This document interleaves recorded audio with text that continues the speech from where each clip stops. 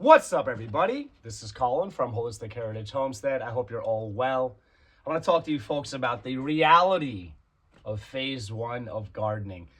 This is a very important time of year for many gardeners around the world. This is seed starting time. You're transplanting, you're getting stuff outside, you're hardening off your plants, and there are some obstacles that many of us run into. And as always, I'm going to show you and talk to you folks about the failures that we experience as well as our successes. And I'm going to talk to you about the reality, the tough times, the tough points. So I've got some plants here. They're not looking so great, kind of spindly, okay? I'm surrounded by, all over the place, I'm surrounded by plants. Now, there's some things I want you folks to keep in mind. Number one, when you're planting seeds, plant at least 25% more than you think you'll need. And not everything is going to germinate as well as you would like. So plant at least 25% more than you think you need. If you have extras, wow, what a great problem to have. You can gift them to people. You can bless others with some awesome plants, right? And you can also plant a livestock garden with your extra plants, right? You can also just plant invasively, like intensely, just really close together and see what happens. We've had great success with that. So at least 25% more seeds than you think you'll need. Lots of options as far as what to do if they all germinate or if most of them germinate. Number two, spindly plants. Most people don't have expensive, cool grow lights. We definitely don't. All right, so without the proper equipment, you know, Nicole and I, we're the type of people, we have A, B, and C. We don't have D, E, F, and the rest, all right? So we make do with our A, B, and C. That means cheap, single bulb, General Electric grow lights. We've got 3+, and they help us. Are they great? Probably not, but we do what we can do. So spindly plants, they might still survive. Don't give up on your leggy, thin plants, okay? These are not ideal, but we're gonna give it a go, give it a grow, see what happens. So spindly plants are gonna happen if you don't have amazing grow lights or if you cannot get your seedlings outside in warm weather immediately, all right? Here's a tip for you. Spindly plants, if you're growing stuff indoors, you can turn on a fan to mimic wind. Remember, gardeners, we should always be mimicking nature because God's creation is perfect and we can only try to mimic that, right?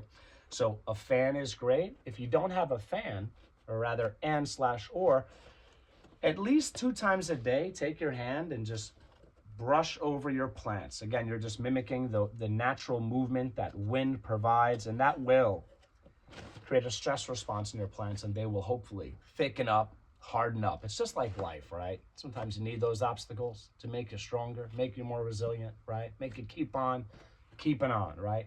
Your plants need a little bit of resistance, okay?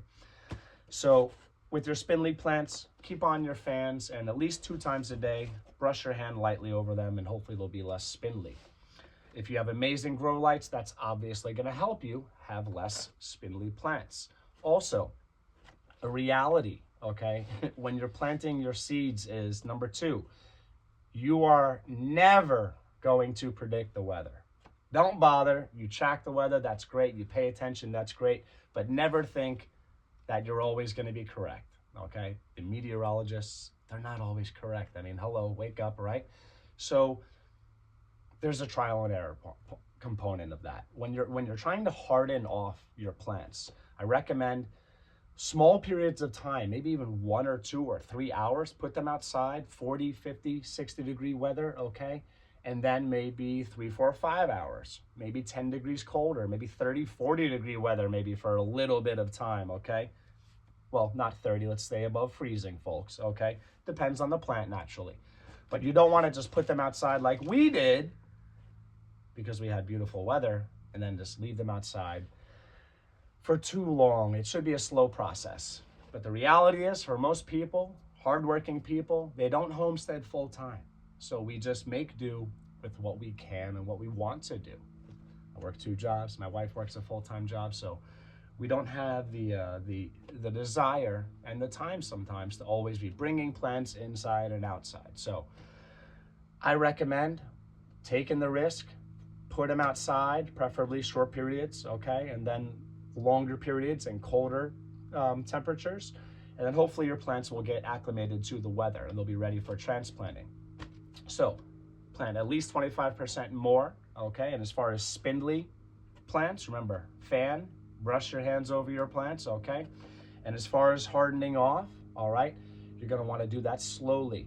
However, sometimes folks, you gotta just go with it. So if you're gonna put your plants outside, don't freak out if you have a loss. I'm looking at a bunch of plants right now that didn't make it, a plant cemetery, and that's okay, because gardening will teach you not to quit, okay? It's a valuable life lesson in general. Don't quit, never give up. So think of numbers. If you approach it in a formulaic manner, you'll find out that that 25% extra is very important and arguably, at least sometimes, necessary. So with hardening your plants off, you should think of succession planting. Now, people think of succession planting with things like leafy greens, lettuce, things they continually harvest, like sugar snap peas, whatever. Think about succession planting as in actually planting seeds in succession continually. We're not done planting. We're going big this year. We're going to grow more food for our family than we ever have. So be ready to lose them all. That's right. Okay, I'm not going to tell you to try to, it's like the stock market. If you're going to try to fine tune, catch the time, everything perfect, and you're going to spend all your time checking the weather and bringing plants inside and outside and inside and outside, that takes a lot of the joy away from gardening. And please check out my previous video about the psychological benefits of gardening, folks. It's good for this, not just this, right? So to not be stressed out and to enjoy the process, be ready to gamble. That's the reality. That's the harsh reality a lot of people don't want to talk about. They want to be control freaks and try to control nature. You can't. We live in Missouri. There's no way we can predict the weather here, all right? You other folks in the Midwest might understand what I'm talking about. So yeah, plant more than you need. Keep an eye on your spindly plants. If you had the money to get some great grow lights that will help with your spindly plants, keep a fan on. Brush your plants. Slowly harden off your plants and be willing to just put them outside and see what happens. Last but not least, succession plant, and I mean that in the way of continually plant. Be prepared to lose all of them, all right? I hope you found this valuable. I hope this is encouraging to you. You're not a failure when you have failures, okay? Gardening is about grit. It's about learning. It's about adapting. Never give up, because this right here, it's one of the best things you could do for your family and for yourselves. Take care, everybody.